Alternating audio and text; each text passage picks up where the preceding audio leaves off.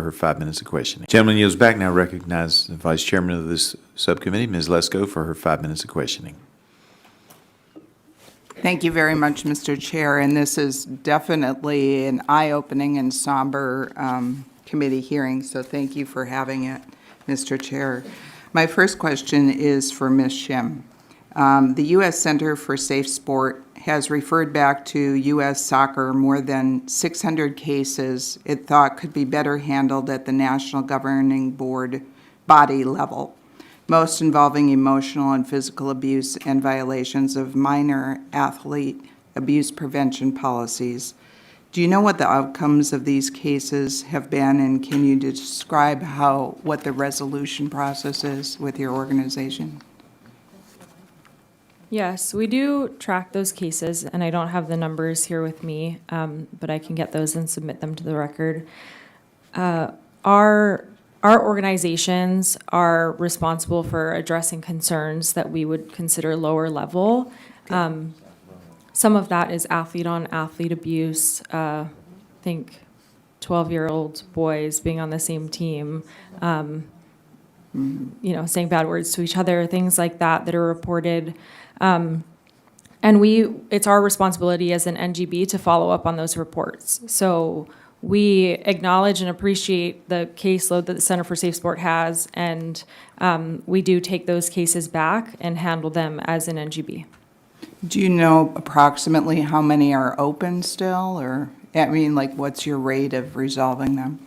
No, I don't have that information in front of me. Okay. They do get handled fairly quickly because they are resolved at, more like the club level or organization level. Okay, thank you.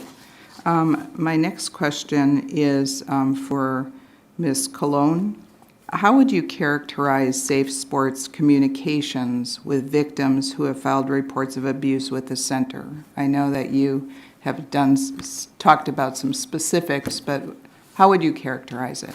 Tell me how you communicate with them. I'd say it's improving, but we haven't always been the best at communicating process, where people are within the process or results, right, of cases. And I think that's been kind of talked about from every one of the witnesses today, that we need to do more of that. So whether that is adding additional educational content to explain how we operate and our process for athletes on our website, is that adding additional navigators to help people walk through those processes, and also implementing more timeframes for investigators, right, to make sure that they are communicating regularly when wanted, because sometimes athletes don't want to hear from us very often, but giving them that opportunity and the ability to tell us what they want as far as communication, which I think has been missing.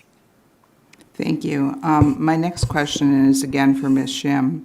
What problems arise when Safe Sport doesn't inform you why they are administratively closing a case? I know you said people are upset, or actually they closed it against them, right?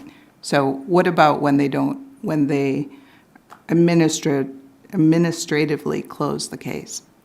Yeah, so one thing that happens frequently is that the respondent goes around telling everyone that their name has been cleared, which is not the case, right? It's not a finding of no violation. It is an admin closure, and it's really hard for us to combat that narrative.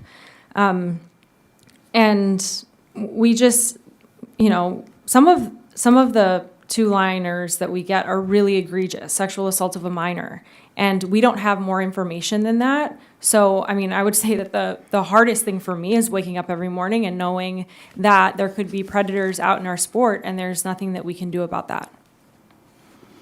Yeah, that totally makes sense. My next question is for, again, Ms. Colon. Can you understand why these national governing bodies, their concern and confusion when they are not given any information as to why a case is administratively closed? Oh, I certainly understand. It does make it difficult for them to make decisions, whether that is around safety planning or if it's membership decisions or employment decisions. So, we are working on that to give them more insight as to why a case was closed so that they can make better decisions on their end. Well, good. It sounds like, there's a problem. You recognize it, and so hopefully you both can all work together, all of you work together, and with that, I yield back. Gentlelady yields back.